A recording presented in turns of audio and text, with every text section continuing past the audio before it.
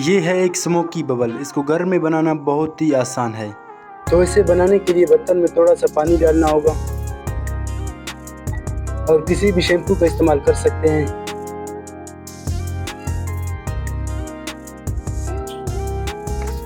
और ऊपर से 1 चम्मच चीनी डालकर इसे अच्छे से मिक्स करेंगे।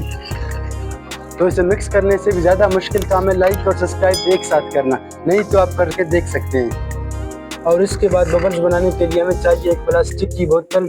प्लास्टिक की बोतल में हमें 4 होल करने होंगे, एक यहाँ पे बड़ा वाला होल और 2 यहाँ छोटे छोटे होल करने होंगे। और उसके बाद बोतल के कैप में भी एक होल करना होगा हमें। और एक छोटा सा पाइप चाहिए, इस पाइप को इस होल के अंदर डालेंगे। और उसके बाद स्मोक लाने के लिए आप किसी भी मोमबत्ती का इस्तेमाल कर सकते हैं।